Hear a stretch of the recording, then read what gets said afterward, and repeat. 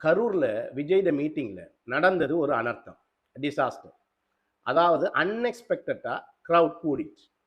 இப்போ இந்த டிசாஸ்டரை பத்தி பேசி ஒரு முடிவுக்கு வந்து நீங்க மக்களோட மனநிலையை கொஞ்சம் காம் பண்ணுங்க.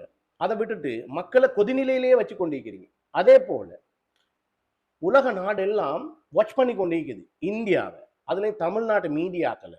பட் ரொம்ப கவலை ஆகிக்குங்க, உங்களோட மீடியாக்களை ஆஸ் அ ஸ்ரீலங்கன் ஒரு டாக்டரா டிசாஸ்டரை மேனேஜ் பண்ணிக்கிற எக்ஸ்பீரியன்ஸோட சொல்றேன், ரொம்ப கவலை ஆகிக்கு. உங்களோட மீடியாக்கள் பொதுவா 90% ஏதோ ஒரு பக்க சார்பா கதைச்சு ஏதோ ஒரு நோக்கத்துக்காக நடக்கிறீங்கன்னு எங்களுக்கு விளங்குது. வெளியில உலக நாட்டில் நாங்கள் வாட்ச் பண்ணி கொண்டு இருக்கிறோம் உங்களோட நிலப்பாடு. நீங்க இதுல இருந்து விடுபடுங்க, இதுல இருந்து மாறுங்க. நீங்க கம்படிஷன் சைனாவோட போட வேண்டிய ஆட்கள். சைனா 20 வருஷம் முன்னுக்கு இருக்குது, நீங்க இன்னும் எங்கேயோ உள்ள பின்தங்கிய நாட்டோட உள்ள அமைப்புக்குள்ள நீங்க தொடர்பு உள்ள இருக்கிற மாதிரி இருக்குது. எங்களுக்கு கஷ்டமா இருக்குது. நீங்க கட்டாயம் இந்த மக்களுக்கு இந்த டிசாஸ்டருக்கு பொறுப்பானது என்னன்றது உண்மையை விளங்கப்படுத்துங்க. ஒரு டிசாஸ்டர் நடந்தால் பொறுப்பு யாரு? ஈவெண்ட் ஆர்கனைஸ் பண்ண ஆக்கள் பொறுப்பு, போலீஸ் பொறுப்பு, லோக்கல் கவர்மெண்ட் பொறுப்பு, கிரௌடும் மக்களும் தாங்க பொறுப்பு, மக்களும் தான் பொறுப்பு. அப்ப ஒரு ஆர்கனைஸ் பண்ணவர் ஆர்கனைஸ் பண்ணிப்பார். இப்ப விஜய் ஆர்கனைஸ் பண்ண ஒரு டீமை போட்டிப்பாரு. அப்ப விஜய் ஆர்கனைஸ் டீமோட கைக்கணும். விஜய் அல்லவே ஆர்கனைசர். இப்ப விஜய் அவரை பார்த்துக்குள்வார், அவங்களுக்கு பனிஷ்மெண்ட் கொடுப்பார், அவருக்கு சட்ட நடவடிக்கை எடுப்பார். அது அவர பிரச்சனை. போலீஸ் ஒரு ஆர்கனைஸ் பண்ணிப்பாங்க. அவங்க அதுக்குள்ள விஷயங்களை சட்ட நடவடிக்கை எடுப்பாங்க. சரியான பாதுகாப்பு கொடுத்தாங்களா, ஓவரா கொடுத்தாங்களா, இல்லாட்டி ஒன்றுமே கொடுக்க இல்லையானது அதை அவங்க பார்த்துக்குள்வாங்க. லோக்கல் கவர்மெண்ட் அதுவும் பொறுப்புங்க. அப்ப அந்த பொறுப்பு இப்ப லோக்கல் கவர்மெண்ட் யாருக்கு கீழே இருக்குது? இப்ப ஆட்சி செய்கிற ஆக்களுக்கு கீழே இருக்குது. அப்ப அந்த ஆட்சி செய்கிற ஆக்கள், அப்ப அந்த ஆட்சி செய்கிற பார்ட்டியும் பொறுப்புங்க. அவங்க தானுங்க கவர்மெண்ட் நடத்துறாங்க. அப்ப அது அவங்களும் அதுக்குள்ள வர்றாங்க.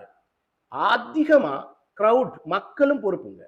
இந்த மக்கள் நான் எங்கேயுமே காணையில இந்தியால சில மாநிலங்கள்ல ஒரு மைக்க பிடிச்சி ஒருத்தன் பேசினா அவனுக்கு தொடர்ந்து 5 லட்சம் பேர் 10 லட்சம் பேர், அவன் எங்க போனாலும், அவன் டாய்லெட்டுக்கு போனாலும் வாரீங்க, அவன் வியாபாரத்துக்கு வந்தாலும் வாரீங்க. இந்த கிரவுட் மெத்தட் உங்கள பிழை.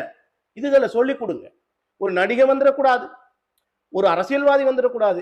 லட்சக்கணக்கில் குமிறீங்க, என்னங்க பிரச்சனை? நீங்க ஓட்டு போடணுமா? வீட்டுல இருந்து போடுங்க. அவர் கருத்து கேட்கணுமா? இப்ப மீடியா இருக்குது, அவர் பேசுவார், கேளுங்க. ஏன் நேரா போறீங்க? இவ்வளவு கிரௌடை உருவாக்குறீங்க. இதெல்லாம் ஓவர் கிரௌட் டிசாஸ்டர் உருவாக்கும். அப்ப இதெல்லாம் வந்து ஒரு அனர்த்தம் நடந்திருக்குது.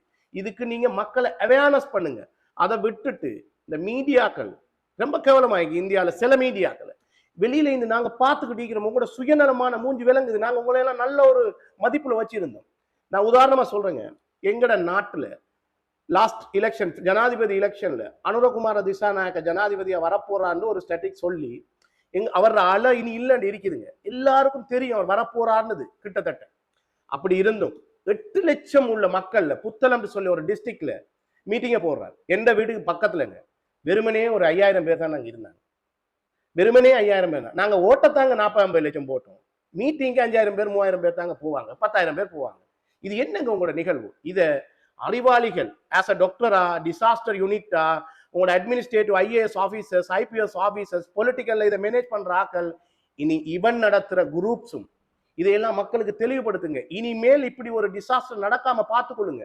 நீங்க ஃபால்ஸ் மெசேஜ் அனுப்பி அனுப்பி கொதிநிலையில வச்சுக்கிறீங்க மக்களை. இறந்த மக்கள் அவங்க பாவம், அவங்களுக்கு கருணை செலுத்துங்க, அவங்களை கவனிங்க, அவங்களுக்குரிய மற்ற விடயங்களை செஞ்சு கொடுங்க. அதே போல மேலும் இந்த மாதிரி நிகழ்வுகள் நடக்காம நீங்க பார்த்துக்கொள்ளுங்க. நீங்க ஒவ்வொருத்தரைக்கும் மேலே ஒவ்வொருத்தர் குற்றஞ்சாட்டி வெளி நாட்டுகள்ல உங்களோட மீடியாவை பார்த்தா எங்களுக்கு கஷ்டமாயிடுது. நாங்க உங்கள மேல நல்ல மதிப்பு வச்சுக்கிறோம். அதையெல்லாம் நீங்க வீணடிச்சுக்கிட்டு இருக்கிறீங்க. தேங்க்யூ.